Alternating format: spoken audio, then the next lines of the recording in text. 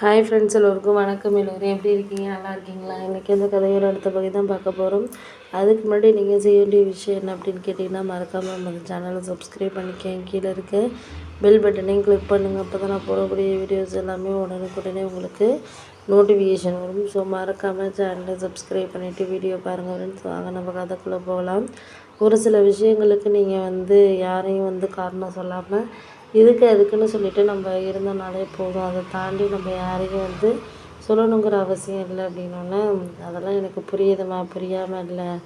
ஒரு சில விஷயங்களில் நீங்கள் யாருக்கும் எந்த விஷயத்துலையும் சார்ந்து ஒரு சில விஷயங்களை இருக்கிறதுக்கான காரணங்களை நீங்கள் தான் பார்த்துக்கணும், பண்ணணும். எனக்கு இதுக்கு மேலே நான் அவங்கக்கிட்ட பேச எனக்கு விருப்பம் இல்லை அப்படின்னோடனே, ஏன் இப்படியெல்லாம் சொல்கிறீங்க? எதுவுமே விருப்பம் இல்லை அந்த மாதிரிலாம் சொல்லாதீங்க. ஏன்னா அவங்களுக்காக நம்ம இந்த அளவுக்கு பேசுகிறோம், பண்ணுறோங்கிறதெல்லாம் புரியுது.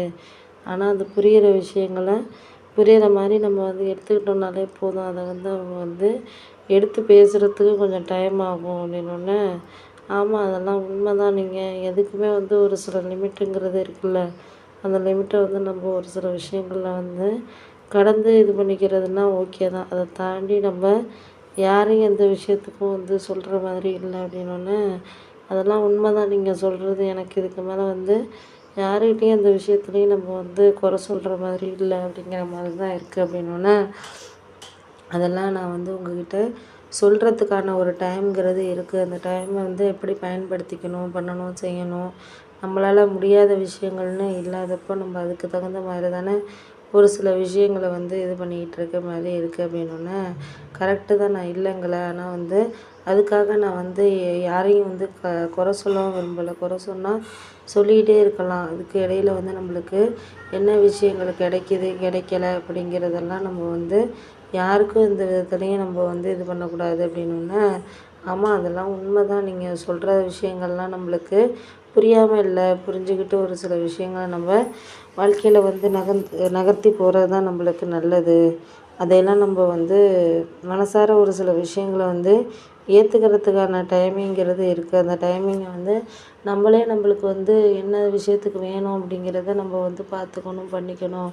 அதெல்லாம் நம்மளுக்கு இப்போ இருக்கிற நேரத்தில் நம்ம அதெல்லாம் சொல்லிகிட்டு இருக்க முடியாது அப்படின்னோடனே, ஆமாம் அது உண்மை தான் நீங்கள் சொல்கிறது. எதையுமே சொல்லிவிட்டு நம்ம எதையும் ஒன்றும் இதாக போகிறதில்ல. அவங்கவுங்களுக்கு தேவையான விஷயங்களை அவங்கவுங்க பார்த்துக்கிறாங்க, பண்ணுறாங்க, அவ்வளோதானே தவிர அதுக்கு இடையில நம்ம யாருக்கும் எதுக்காக எந்த விஷயத்துக்காக நம்ம இது பண்ணுறோம் அப்படிங்கிறதெல்லாம் நம்ம சொல்லிக்கிட்டு இது பண்ணணுங்கிற அவசியம் கிடையாது அப்படின்னோடனே, ஆமாம் அதுதான் நானும் உங்கள்கிட்ட சொல்கிறேன். ஏன்னா ஒருத்தருக்கு நம்ம எந்த அளவுக்கு வாழ்க்கையில் கொண்டுட்டு போய் நம்ம சந்தோஷமாக ஒரு சில விஷயங்களை இது பண்ணுறோமோ, அதை வாழ்க்கையில் நம்ம எப்போதும் ஒரு சந்தோஷமாக இருக்கிறதுக்கான இதை இது பண்ணணும் அப்படின்னோடனே, ஆமாம் அது உண்மை தான் நீங்கள் சொல்கிறது. எப்போதுமே ஒருத்தரை நம்ம முழுமையாக நம்பிடுறோம் அப்படின்னா, அந்த நம்பிக்கையை எப்போதுமே அதை ஃபாலோ பண்ணுற அளவுக்கு நமக்கு வாழ்க்கையில் இது பண்ணணும் அப்படிங்கிறது தான் நமக்கு இதாக இருக்குது அப்படின்னோடனே, கரெக்டு தான். ஆனால் நீங்கள் அந்த நிலைமைக்கு யாரையும் நம்பி இது பண்ண வேண்டியதில்லை. ஏன்னா